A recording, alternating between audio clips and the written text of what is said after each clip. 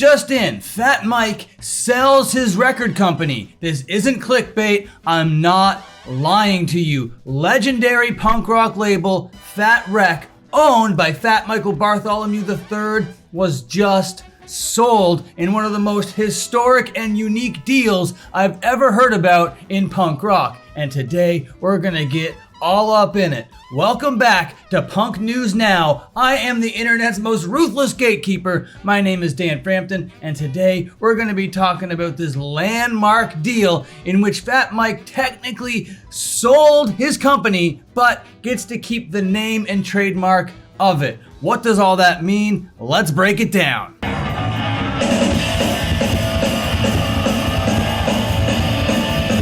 Before we get into the nitty-gritty of it all, Hopeless Records and Fat Wreck posted this thing to their joint Instagram accounts, and we're just gonna watch it and we're gonna see all about it. But it has this kind of thing I like to call copyrighted music, so we're gonna watch it in silence and I'm just gonna kind of narrate it to you. Fat Records, the label that released songs by a stupid amount of bands, and Hopeless Records announce a landmark partnership. So they're kind of marketing it as a partnership, but as we go through the details, you'll notice that it is a sale, not necessarily a partnership. But anyway, continue. Uniting two of punk's beloved iconic independent labels. Continue. Bringing you music from legendary bands like, and then like literally every fat band of all time is listed here. As they go through it, I'm not reading them all, of course not, that would be crazy. But it's just gonna scroll and scroll and scroll and scroll and scroll. When really they could have been giving you details about the deal, but no, they're just gonna scroll a bunch of bands. Anyway, diving back in,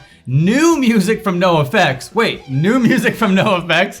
What do you mean new music from NoFX? I thought NoFX retired last year. What do you mean new music from NoFX coming out on Hopeless Records Fat Wreck? Okay. My brain!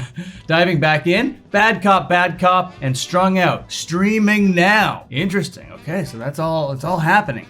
Not only is it happening, it has happened. So all of that is wonderful, glorious, and all of that, but we don't really get any of the details. The details of the deal are what make it so crazy. So basically, I'm gonna give you the long and short rundown, and then we're gonna go to punknews.org because a guy named John Gentile did a whole interview with Fat Records co-owner Erin, Mike's ex-wife, to get a lot more information. But basically the deal was this. Fat Wreck, its entire back catalog, all of its bands, all of its assets, and everything that it owns was transferred over to Hopeless Records. The deal was made for like $10 or something like that, but there was a huge stipulation, and this stipulation is what makes it landmark. Fat Mike wasn't just gonna hand over his record label, there was a gigantic provision, and that provision was that all the band's debt would be wiped, which amounted to like $3.5 million just erased. That's like a bank throwing out all these debts or whatever. Because you gotta remember, record labels are basically just like banks for bands.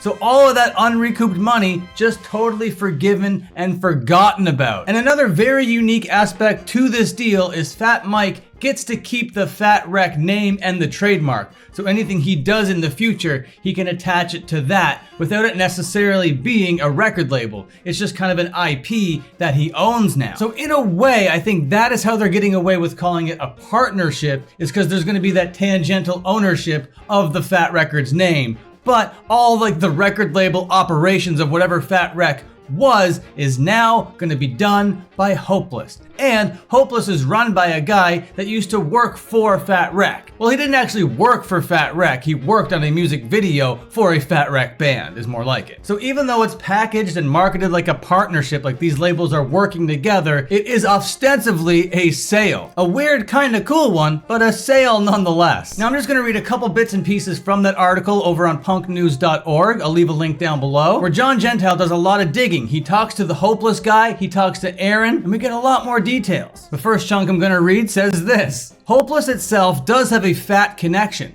Hopeless founder and president Louis Posen started his career working with Fat. One of Posen's first credits is filming a Lagwagon video. So there's that. Regarding the future of Fat Records, the article goes on to say this. Now the future is the concern of a lot of bands signed for Fat. To that end, a key aspect of the sale of the catalog is fairly unique in the field of record label acquisition. As part of the sale, all bands on Fat that are in debt to the label will have their debt wiped out. That is if a band had an advance that was not yet recouped. That balance is zero. So that if that band sells a single royalty at Hopeless, they will begin earning royalties immediately. Even more interesting is that Aaron and Mike essentially paid off their debts themselves. That is to say, the cost of Hopeless buying Fat was valued at $100. In the sale, Hopeless only paid $80 to Aaron and Mike, due to the fact that Aaron and Mike required the band debt to be wiped out upon sale. And as far as record labels are concerned, I've never heard of this kind of thing before in my life. This is like the antithesis of everything I've ever known about record labels. The article goes on to say, in fact, the debt forgiveness cost Aaron and Mike about $3.5 million. But to be fair, I don't think that $3.5 million was ever going to see the light of day ever again. These are bands on Fat Records we're talking about over here. If they were going to recoup $3.5 million, it would have been recouped by now. But that's just me speculating, I don't know. The article goes on to clarify, further, Hopeless has agreed that no new bands will be added to the Fat roster, and bands that are currently on Fat are guaranteed a spot on the label post-sale. So that all sounds good off the gate, but you never know how this is all going to roll out. Music is so subjective among listeners, and even more so in the hands of guys that own record labels. So we'll see how that all shakes out. The article goes on to say that future Fat releases will have the Fat logo on it, but no Hopeless logo. Aaron goes on to say that she was upset because a couple years ago there was a rumor that this deal went through, but it didn't go through. It only went through now. The Hopeless dude goes on to say this: we are hoping to take our resources and infrastructure to elevate the label and do some larger initiatives on what they've released and what they've meant to the punk community for the past 35 years. We already know about some releases in the planning stage, though some releases have not been announced. So that's hopeful, pun intended, and I guess that's all the relevant details here. The article that this comes from is a little bit more beefy, has a little bit more context and substance. If you want to go a little bit deeper, I'll leave the link down below, punknews.org. Shout out. Great job getting these interviews, great job putting this story together. Never thought I'd see the day, but there it is. Fat Michael Bartholomew III has sold Fat Wreck. Okay, goodbye, see you later, and have a good one. I'm Mr. King Dice,